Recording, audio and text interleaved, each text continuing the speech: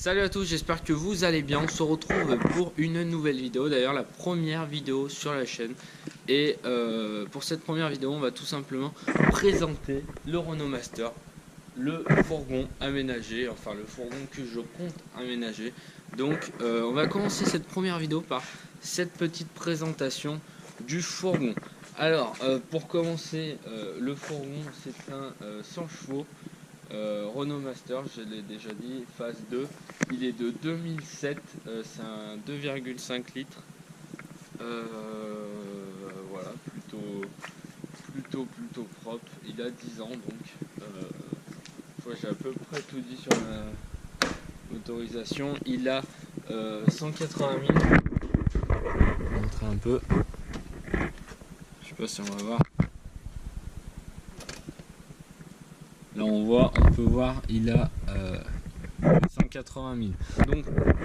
Donc pour le gabarit, c'est un H2, L2H2, voilà. Tout simplement, H2 ça veut dire que c'est la taille humaine, quoi. On peut se mettre debout dedans. H3 c'est au-dessus et H1 c'est les fourgons, on est baissé, par exemple le Vito. Ça c'est un H1, ça c'est un H2 et il y a encore H3. L2 c'est la gamme, c'est pareil, c'est les moyens, il y a plus long, il y a plus petit. Et puis on va faire le tour. Voir comment il est au niveau carrosserie. Donc là c'est le côté le plus propre. Il reste assez propre, il n'y a pas beaucoup il y a pas de bosse. Voilà, il y a juste ça qui s'est barré. Ça cache. Il y a les écritures de l'ancienne boîte, donc Fly, meublé décoration. Après, pour derrière, on est sur un modèle avec vitre à l'arrière, donc ça c'est plutôt cool. Sinon, l'arrière est plutôt propre aussi. Et là, on passe au côté qui fait un peu plus sulpé, je vous l'avoue. Quand je l'ai vu sur l'annonce, ça y était pas. Mais quand je suis arrivé sur le lieu, voilà, il y avait ça qui n'était pas pris de photo en fait. Il a été accidenté donc de ce côté. C'est assez impressionnant quand même, je l'avoue. Voilà, la carrosserie ça a dû taper quand même assez fort. Mais c'est que de la carrosserie, c'est ça qu'il faut se dire, c'est qu'il n'y a pas de dégâts importants, c'est que de la carrosserie, donc c'est pas le plus grave. Voilà, le plus important c'est que le moteur marche bien, que je l'ai acheté un garage, qu'il est garanti 6 mois. Et ça, je pense, c'est vraiment ce qui me préoccupe le plus, c'est le moteur. Voilà. Après, la carrosserie, tant que ça n'abîme pas, je sais pas, d'autres choses qui peuvent abîmer les pièces du véhicule. Voilà, tant que ça n'abîme rien, c'est que de la carrosserie, ça ne me dérange pas. Bon, après, bien sûr, il faut que ça reste raisonnable. Voilà, il y a des dégâts aussi au niveau du rail de la porte coulissante. Pour le haut, rayure aussi, une grosse rayure quand même, assez importante. Donc voilà, c'est vraiment tout ce côté qui est plutôt dégueu. Et après on a la porte coulissante, donc qui s'ouvre quand même très bien, qui est un petit peu cabossée aussi, mais bon voilà. Alors ce côté est vraiment pas beau, voilà. Pour le coup c'est vraiment pas beau. Après on a le devant qui est nickel. Voilà, on dirait qu'il est limite neuf devant, il n'y a rien du tout. Voilà, rien à dire. Pour le devant, rien à dire du tout. Il est nickel. Donc on va passer à l'intérieur qui est très important. Je dirais c'est même plus important puisque c'est un véhicule où on va vivre dedans en vacances, donc c'est primordial. Donc pour la cabine, comme vous pouvez le voir, les sièges sont nickel et il faut bien se dire, voilà, c'est de l'occasion, il y a du dégât, voilà, vous pouvez le voir. Il y a un tout petit, mais ça a été recousu, il y a encore du coussin, ça reste raisonnable. Mais il faut bien se dire que ça c'est des fourgons de boulot. La plupart ceux qui achètent ça c'est pour le travail. Donc c'est des camions de chantier, des camions voilà comme là on peut le voir de grosses boîtes qui tournent tout le temps, tous les jours en ville, ils se gardent dans des endroits un peu serrés. Ils ont été beaucoup utilisés et pour un camion beaucoup utilisé, ils restent vraiment en bon état. Alors voilà, les sièges sont nickel, donc là on voit pas trop parce que j'ai des trucs de GoPro et tout, mais ça reste nickel. Regardez le tableau de bord, voilà il manque. manque des composants, mais ça se rachète, c'est pas très grave. Puis au pire, ça sera en dernier. C'est pas le plus important. Donc voilà, volant nickel, il est vraiment propre, donc je l'ai un peu sali à force de monter dedans, mais sinon il est relativement nickel quand même.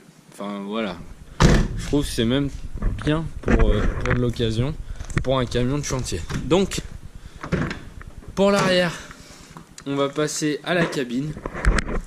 Donc voilà, là c'est la cabine. Alors c'est une cabine plutôt...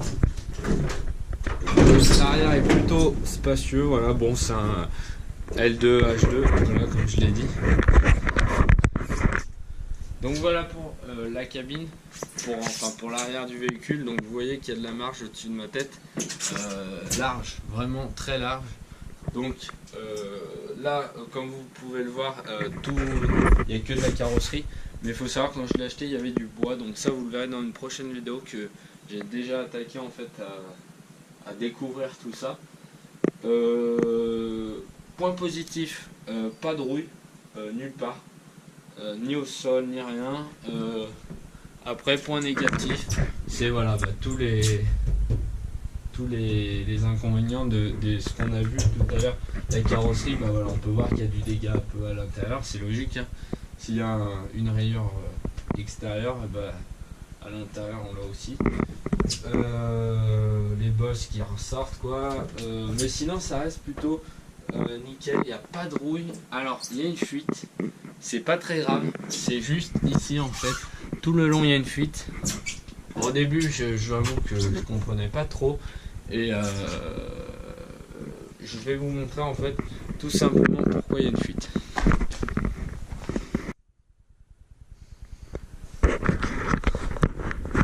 Donc voilà, là comme vous pouvez le voir, je suis monté sur le toit.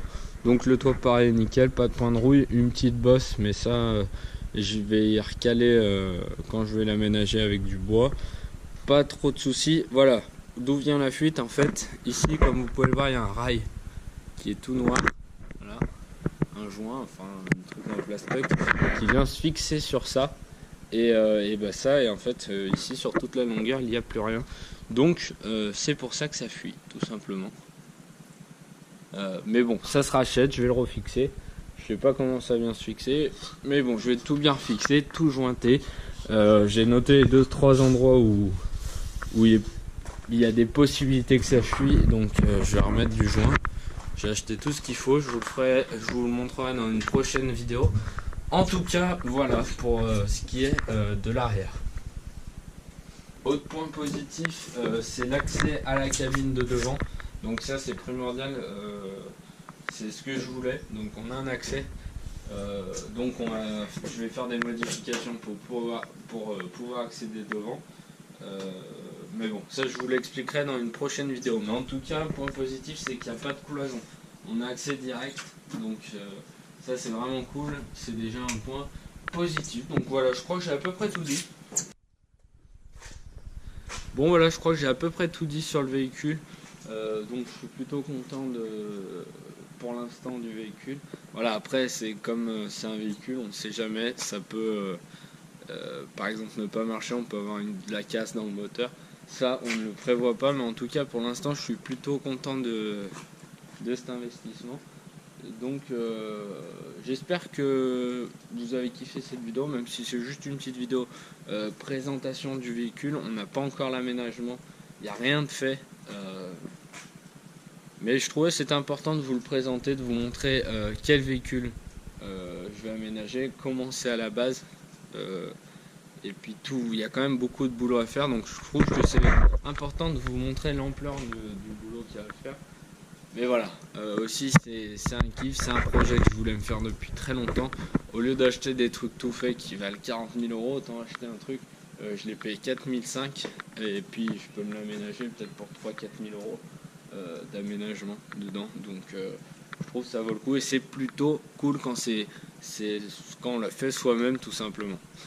Donc voilà, je crois que j'ai à peu près tout dit. Donc si vous avez kiffé la vidéo, n'hésitez pas à mettre un petit like. Si vous avez des questions à me poser sur des détails, des caractéristiques que j'ai pas dit sur le véhicule, vous me le dites, vous me posez des questions dans les commentaires, je me ferai un plaisir d'y répondre.